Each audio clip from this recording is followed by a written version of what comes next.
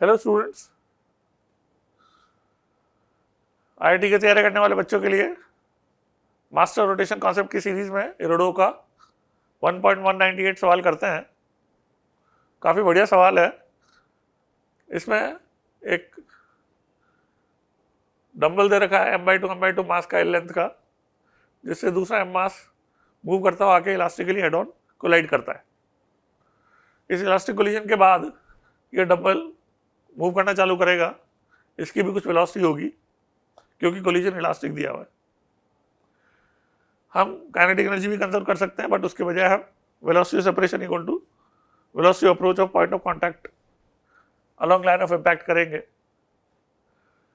तो उसके लिए हमें पहले तो इसके अननोन मानने चाहिए। पूछा है एंगुलर मोमेंटम जो है डंबल का क्या होगा, उसके लिए ओमेगा की जरूरत पड़ेगी और ICM ओमेगा जो है वो डंबल का एंगुलर मोमेंटम हम CM फ्रेम में बोल सकते हैं। तो पहले तो डंबल का जो ICM है m/2 सेंटर मास से पास होती है एक्सिस के अबाउट, L/2 स्क्वायर का ट्वाइस कर देंगे दोनों का कंट्रीब्यूशन लेने के लिए, तो ये mL²/4 हो जाएगा। ये तो ICM हो गया। उसके बाद हमें क्या क्या रिलेशन हम लिख सकते हैं ये सोचने पड़ेंगे। नंबर ऑफ अननोन्स कितने हैं उसके हिसाब से। तो नंबर ऑफ अननोन्स जो है कोलिजन के बाद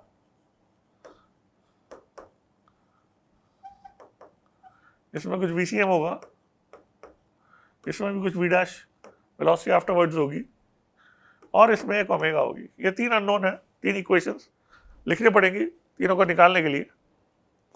कोलिजन के पहले जो है V0 वेलोसिटी दे रखी है, बाकी दोनों रेस्ट पर है।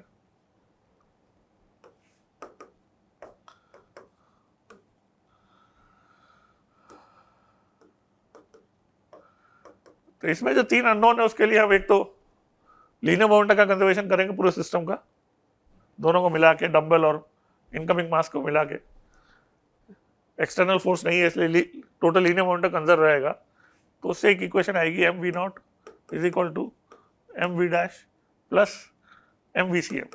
m/2 का मास टोटल m हो जाएगा, m इंटू VCM। तो ये लीनियर मोमेंटम के कंजर्वेशन की इक्वेशन हो गई। दूसरी इक्वेशन हमें एंगुलर मोमेंटम की लिख सकते हैं। सेंटर मास के लाइन ऑफ मोशन से चूज करेंगे ग्राउंड का कोई पॉइंट, तो फायदा ये होगा कि फाइनल एंगुलर मोमेंटम केवल ICM ओमेगा से लिख सकते हैं क्योंकि सेंटर मास के मोशन के करस्पॉन्डिंग एंगुलर मोमेंटम 0 हो जाएगा। तो ये फायदा होता है लाइन ऑफ मोशन पे, सेंटर मास के लाइन ऑफ मोशन पे ग्राउंड का पॉइंट लेके उसके अबाउट एंगुलर मोमेंटम कंजर्व करने का।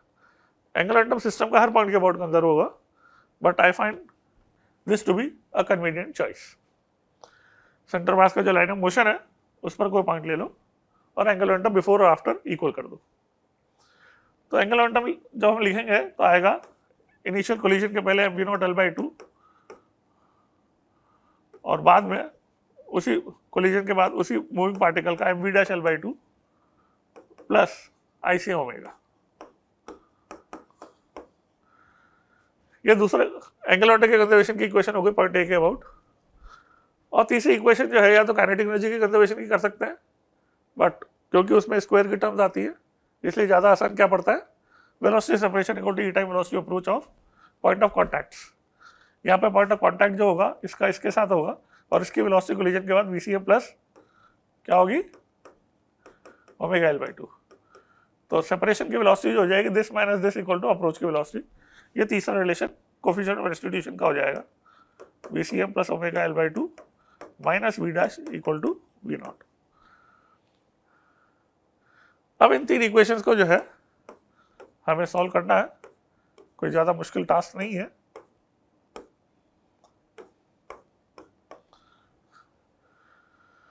यदि हम ये ध्यान दें कि हमें जो एंगुलर मोमेंटम निकालना है वो ICM इंटू ओमेगा के बराबर होगा, तो हमें ओमेगा की वैल्यू जो है इसमें पुट करनी है निकाल कर।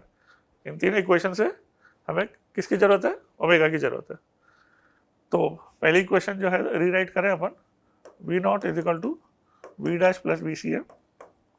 V0 गिवन है। उसके बाद दूसरी इक्वेशन में आएगा V not equal to V dash plus omega L by two.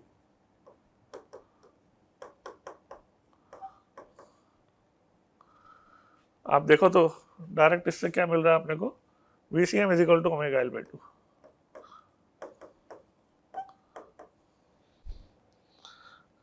तीसरी इक्वेशन में है V C M plus omega L by two is equal to V not plus V dash.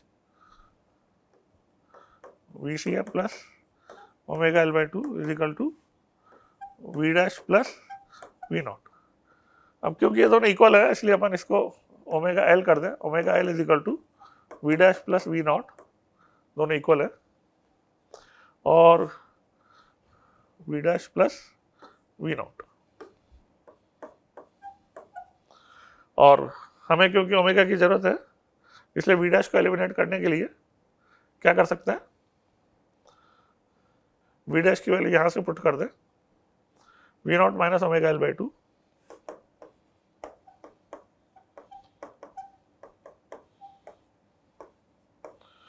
तो क्या मिल जाएगा हमें 3 omega L by two is equal to 2 V not.